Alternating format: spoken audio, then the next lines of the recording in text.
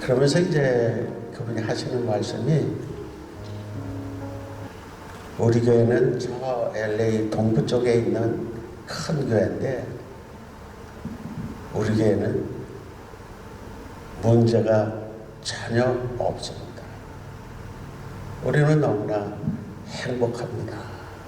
그러면서 자신 있게 자랑을 하시더라고요.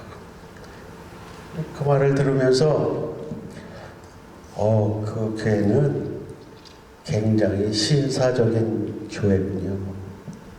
좋으시겠습니다. 그래서 거기서 말을 그쳤지만 제 마음속에 여러 가지 이야기가 계속 흘러나오고 있었어요. 정말로 우리에게 현실이, 매일매일의 삶이 문제가 없을 수 있나? 근데 아무리 우리가 성경을 들여다봐도 우리가 그렇게 넉넉하고 편안한 존재는 아니라고 하는 것을 우리가 늘 알 수 있습니다.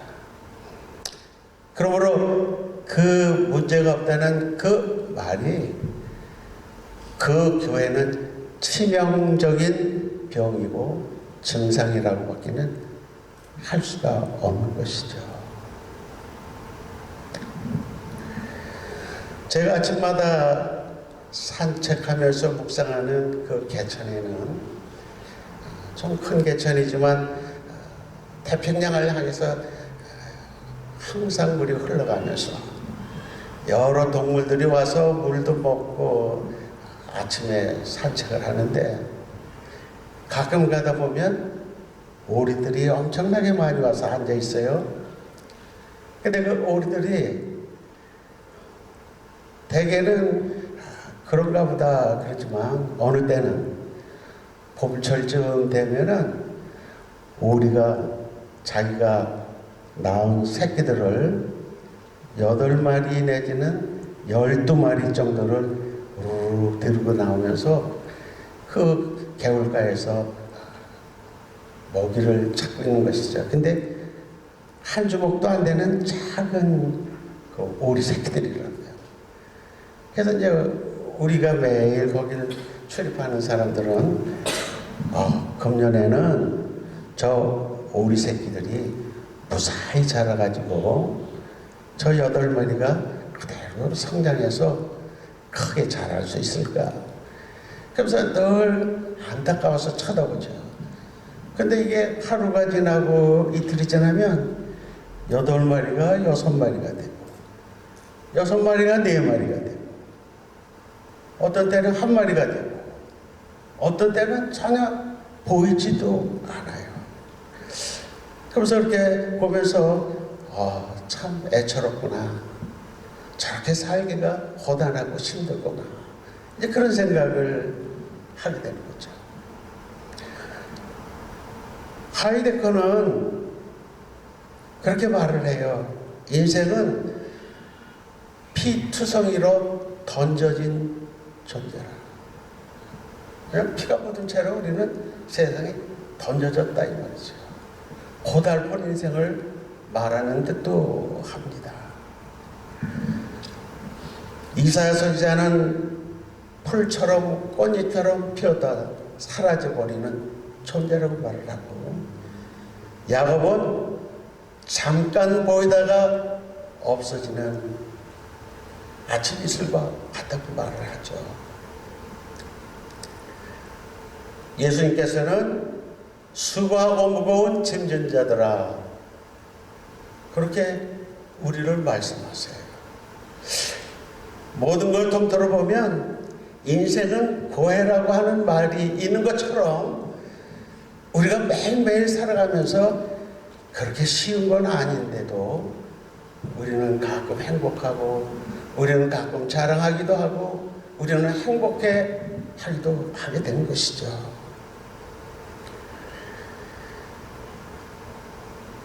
로마서 8장에 보면은 생각하건대 현재의 고난은 장차 우리에게 나타날 영광과 비교할 수 없도다. 그러니까 우리의 영광이 나타날 때까지는 우리는 비교할 수 없는 어려움 속에서 살아가는 게 우리의 모습이라고 그렇게 말씀하셨어요.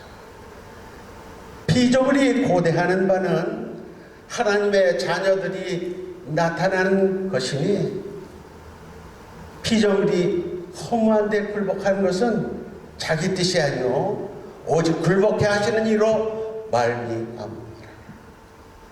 우리가 보는 이 삼남하상 모든 피조물들이 어쩔 수 없이 굴복해 하시는 하나님으로 말미암아 하나님의 자녀들이 나타날 때까지를 기다리고 있다는 말이죠. 왜?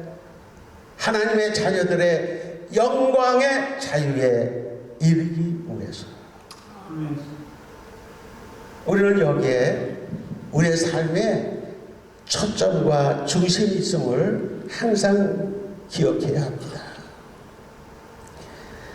우리가 이 세상을 살아가면서 저는 6.25 전서부터 조금 해서 교회를 다니기 시작해서 지금까지 교인이랍시고 다니는데 항상 교회 다니면서 말씀을 듣고 말씀을 배우고 말씀을 증거하고 전파하면서 그러나 제 신앙 속에는 그저 이게 신앙인지 아닌지 모르는 음성들이 항상 스쳐 지나가고 있어요. 어떨 때는 내가 괴롭고 내가 아플 때 갑자기 이 또한 지나가리라. 그래서 한 번은 이게 성경에 있는 말씀인가 하고 아무리 찾아봤는데 이 또한 지나가리라는 말은 성경에 없어요. 인간이 그렇게 찬양하고 요령껏 살아가기를 바라는 인간의 지혜에 지나지 않은 것이죠. 어떤 사람들은 그렇게 말합니다. 꿈은 이루어진다. 꿈이 왜 이루어집니까? 내가 꾼 꿈이 이루어집니까? 하나님이 주신 꿈이래야 이루어지는 것이죠. 그러니까 지가 자기 성공을 만드는 것이죠. 하나님의 꿈이 이루어질 때 내가 성공하는 것이 아니고 내가 꿈을 이루는 것이 아니라는 것이죠.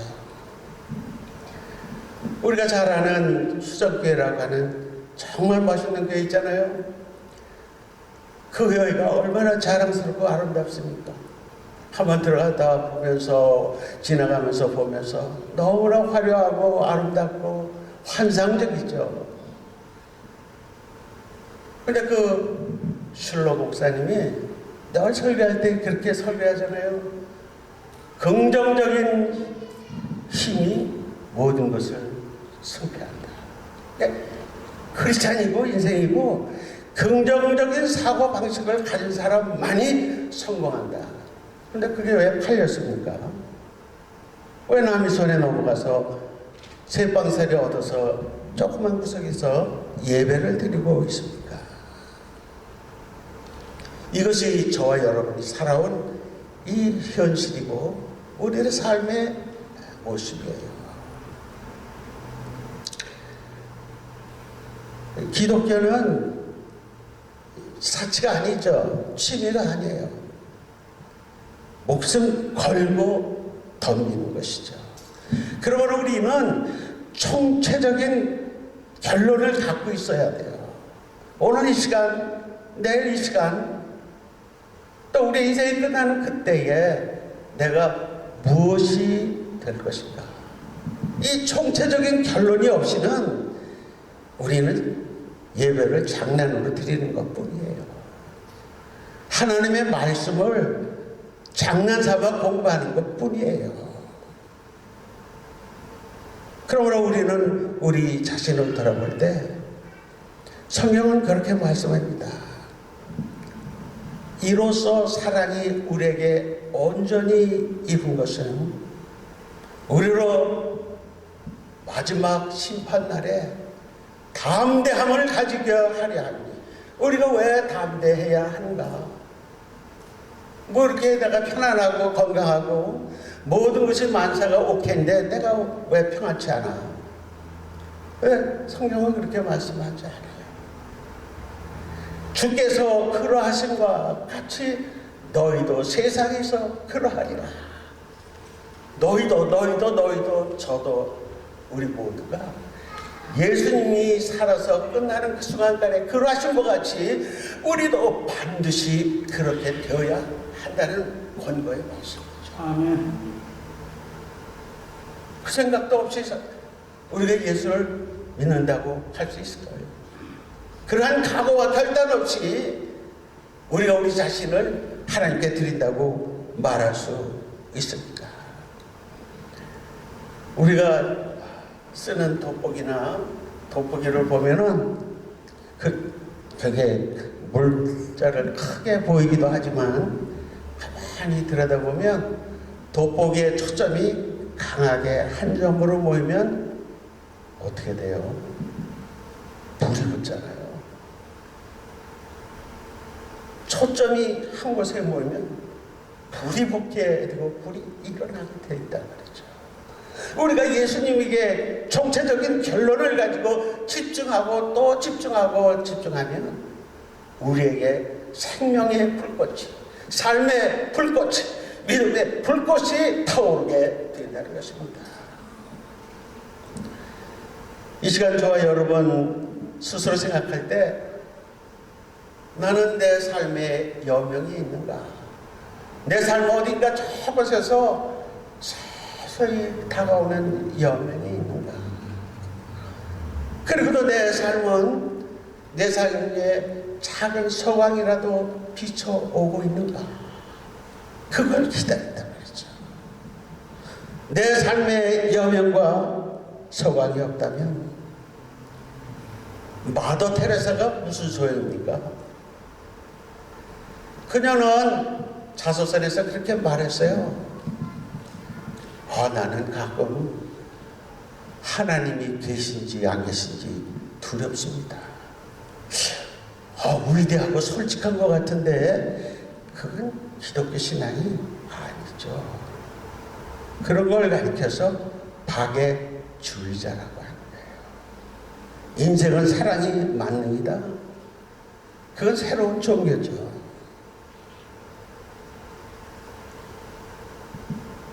알베르트 슈바이처는 그는 목사의 아들이고 목사였고 탁월한 지도자였어요. 그러나 그가 목사가 된 이후에 훨씬 후에 그가 아프리카 선교지로 떠나면서 그는 그렇게 말했어요. 예수는 실패한 혁명가다. 마치 자기가 죽어서 그 왕국이 이루어지는 혁명가인 것처럼 스스로 죽어버렸다 이거 말이죠. 이게 크리스찬입니까? 우리는 마더 테레사. 누가 선교지에 가서 목숨을 바쳤대. 누가 자기의 생명을 바쳐서 가난한 사람들을 돌봐주고 구출해 주었대. 내 성경은 그게 다가 아니라 너희도 그러하니라. 무엇이라고 말해도 우리는 그리스도와 같이 되지 않으면 안 되는 이 절박함, 이것이 우리의 맥박 속에 흘러나야 한다는 것이죠. 만일 우리에게 그 여명이나 소광이 없다면 우리는 험한 것 그 자체죠. 그 사람들은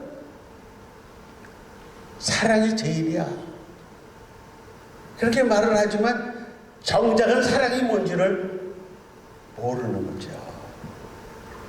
사람들은 사랑이 생산하는 건 줄 알아요. 공장에서 찍어 만들어지는 건 줄 알아요. 그래서 아내들은 남편 보고 나 사랑해 안 사랑해? 그거 사랑에 강요해서 되는 게 아니잖아요. 그거 우리가 잘 알잖아요. 청춘이 지나가면 우리가 사랑하던 뜨거운 사랑은 사라져버리고 없어지는 거잖아요. 하나님이 말씀하시는 그 사랑은 있다가 없어지는 사랑이 아니고 안개와 같이 있다가 존재하고 사라지는 사랑이 아니라는 거죠. 그러면 사랑은 무엇인가? 오늘 우리는 본문을 통해서 잠시 이 진리에 대해서 깊이 도전해 볼 의미가 있다고 생각이 듭니다. 내가 사람의 방언을 할지라도 사랑이 없으면 내가 아무것도 아니야. 내가 예언하는 능이 있어 모든 지식과 모든 능력을 가졌다 하더라도 사랑이 없으면 내가 아무것도 아니야. 내가 내게 있는 모든 것을 구제하고 내 몸을 불사르게 내어줄지라도 사랑이 없으면 내게 아무 유익이 없느니라. 저도 가끔 친구들과 모임 자리에서 얘기를 하다 보면 우리 둘째 새끼가 의사인데 제가 늘 말하는 건 그게 중요하지 않다고 말했잖아요. 근데 은근히 그걸 자랑하고 있는 제 자신을 볼 때가 있어요. 섬뜩해. 겉다르고 속다르고 믿음 다르고 신앙 다르고 진리의 추종자가 아니라 자기 자신의 추종자라구나. 그래서 많은 우리 이민자들의 애로가 뭐예요? 나는 이렇게 살지만, 나는 공제 공장을 했고, 나는 드라이 클리너를 했지만 내 자식들은 하버드도 나오고 옥스포드 대학도 나오고 우리 애들은 성공했어요. 그러면서 그 자식 자랑하게 우리가 급급할 때 우리는 그 속에서 목말라가고 있다는 것이죠. 그러므로 크리스찬의 이 가치관은 이순신이 되는 것도 아니고 메스타로지가 되는 것도 아니고 우리의 가치관은 삶을 통전적인 말이 좀 어려운데 저도 잘 이해를 못해요. 그렇지만 사전을 찾아보면 아주 통째로 꼬챙이에 구워서 닭을 구울 때 그걸 통전적이라고 그러는데 그냥 우리의 삶을 깨뜨려야 돼요. 가치관이. 우리의 가치관이 우리를 깨뜨리고 우리의 삶을 깨뜨리고 우리의 영혼을 깨뜨리고 우리의 존재를 깨뜨려야 한다는 것이죠. 사랑은 오래 참고 사랑이 무슨 감정인가요? 오래 참는 게 아니잖아요. 사랑은 온유하며 투기하는 자가 되지 아니하며 투기하지 않고 시기 하지 않는 게 그게 인격이지 감정입니까?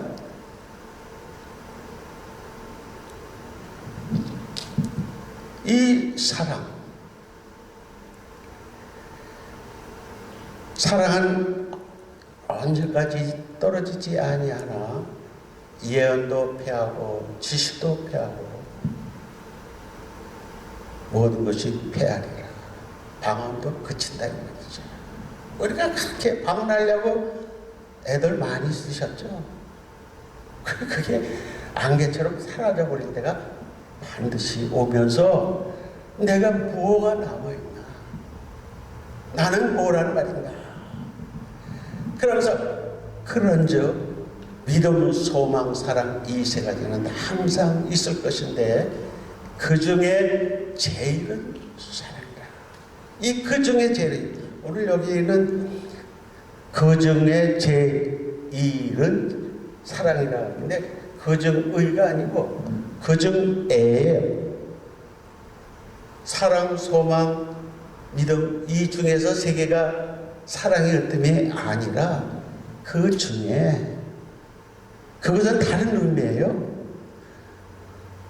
우리에게 믿음과 소망은 항상 있어도 좋고 더 있으면 더 좋지요. 그렇지만 때로는 믿음이 약할 수도 있고 소망이 작을 수도 있어요. 그러나 사랑은 항상 있어야 하고 언제나 있어야 하는 것이고 반드시 있어야 하는 것인데 왜 그런가? 그것은 사랑이 하나님의 본질이기 때문에. 아멘. 그리고 사랑은 우리가 만들고 생산하는 것이 아니라 하나님께서 우리에게 전가하실 때 그리스도의 의가 우리에게 전가되는 것처럼 하나님의 사랑이 본질에 우리에게 전가될 때 우리는 그때 사랑하는 존재가 된다 이 말이죠. 아멘. 아파트에 사니까 특히 제가 사는 아파트는 시니어 아파트라 노인들이 많아요. 그래서 이 집 이야기, 저 집 이야기 많은 얘기들을 들으면서 재밌기도 하고 안타깝기도 하고 오늘은 저 집에 앰뷸런스가 와서 실려가지 않나. 오늘은 그분이 영원히 작별하지 않을까. 뭐 그런 상황에서 항상 살아가죠. 그런데 저희 집사람하고 친한 한 분이 아주 똑똑하고 학식이 높고 그리고 특출난 네 분이 살아요. 근데 그분들은 어려서는 성당에 다녔다는데 우리가 주위 사람들이 조금이라도 전도해 보려면 천당에 가봤어? 천당에 가본 적 있어? 그래서 호박도 한 개요. 그런데 우리가 옆에서 가만히 보면 그 부부가 얼마나 절실하게 간절히 사랑하는지 몰라요. 한 번은 그 할머니께서 저희들과 같이 심장이 좀 약하고 여러 가지 문제가 있어서 앰뷸런스로 병원에 입원했는데 아마 위험한 지경에 있었던가 봐요. 그래서 집사람이 저한테 나중에 와서 얘기를 하는데 글쎄 그 박가동이 그냥 자기 아내를 누워있는 아내에게 엎드려서 통곡을 하면서 당신이 가면 어떻게 해? 당신이 없으면 나는 어떻게 살아? 그러면서 로미오와 사랑이고 이몽룡과 성춘행의 사랑이 그냥 화려하게 낭만처럼 피어오르더라고요. 그런데 그게 무슨 대단한 가치가 있나? 결국은 하나님이 우리에게 사랑을 부어주셔서 우리가 그 사랑으로 말미암아 사랑하지 아니하면 아무 가치가 없는데 그런 생각을 하게 되죠. 하나님은 사랑이십니다. 아멘. 우리가 사랑하면 그가 먼저 우리를 사랑하셨습니다. 누가 사랑할 수 있어요? 하나님이 친히 자기 아들을 보냄으로써 사랑을 증명해 주셨잖아요. 마찬가지로 하나님이 그 사랑을 우리에게 전가시켜 주실 때 우리는 그 사랑이 전가되고 또 전가되면서 사랑의 존재로 그리스도께서 그러하니 너희도 세상에서 그러하리라. 아멘. 우리는 오늘 시간에 결론을 맺어야 되겠죠. 복 있는 사람은 악인의 길을 쫓지 아니며 죄인의 길에 서지 아니하며 오만한 자의 자리에 앉지 아니하고. 저는 그 말씀을 잘 묵상하면서 내가 교회 가서 너무 점잖은 척 하지 말아야 되겠구나. 응? 지나친 겸손은 교만인 거예요. 내가 이런 사람이야. 점잖은 걸로 말하면 나를 당할 사람이 없지. 그게 교만이잖아요. 그러니까 하나님의 말씀을 묵상하는 사람, 복이 있는 사람은 스타일이 다르다 이 말이죠. 그러나 하나님의 율법을 즐거워하여 주야로 묵상하는 자입니다. 여러분들 항상 묵상하고 주야로 묵상하고 자나깨나 묵상하는 걸 아세요? 여러분들 마음속에, 여러분들의 심령 속에, 여러분들의 삶 속에 하나님의 말씀이 생명처럼 솟아오르면서 내 마음에 하나님이 넘쳐 흐르는 것을 경험하십니까? 저는 여러분들이 이렇게 묵상하는 저와 여러분이 되시기를 원합니다. 아멘. 저는 감히 교만해 보일까봐 이 간증을 하기가 어렵지만 하나님의 사랑이 항상 있어야 하고 반드시 있어야 하고 끝까지 있어야 한다면 하나님의 말씀이 내 안에서 살아 움직여야 되는 것이죠. 저도 목회할 때까지도 정말 가치가 뭔지를 잘 몰랐어요. 그냥 신학교에서 배운 대로 설교하고 남들이 설교하는 것처럼 모방해서 설교하고 어떤 날은 욕을 잔뜩 얻어먹고 어떤 날은 마누라한테 핀잔을 잔뜩 먹고 속이 상하지만 말하지 못하죠.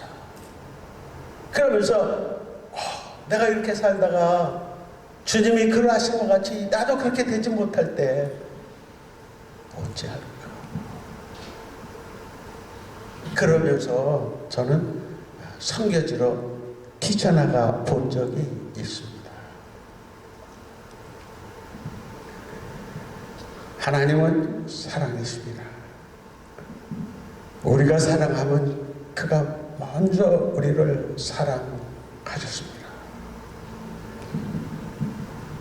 우리가 본질로서 살아간다고 하는 것, 말씀은 예수님이잖아요. 실감하세요? 예수님은 살아계신 분이잖아요. 예수님은 그러므로 인격이시잖아요. 우리가 한없이 묵상할 때, 내가 15살 때 집사람하고 연애할 때 잠자는 시간이 아깝잖아요. 집사람 잠잘 때도 저는 맨날 그 집 앞에 창문가에 가서 오솔로미의 노래 부르면서 밤새도록 기다렸어요. 그러다 아침에 책가방 들고 나면 조울줄 따라서 또 같이 학교도 가고. 그러나 이제 지금은 내가 달라져야 할 때이죠. 참으로 예수님으로 살아야 하고 참으로 하나님의 본질로 살아야 하고 하나님의 그 본질이 내게 전가될 수 있도록 말씀과 생사를 걸고 싸우면서 매일매일 걸어야 합니다. 매일매일 묵상해야 합니다. 우리는 하나님의 무한하심을 알 수 없기 때문에 우리는 한없이 묵상하고 한없이 묵상할 때